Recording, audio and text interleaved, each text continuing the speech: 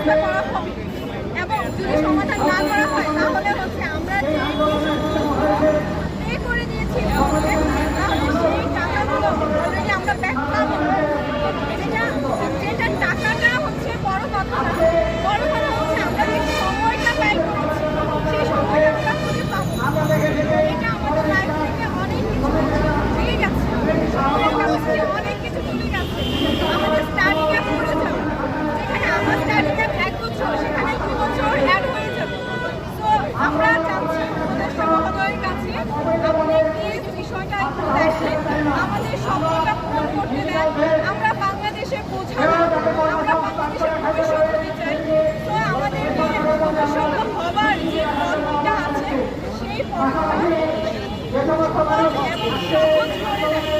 আমাদের এটাই রিকোয়েস্ট আছে।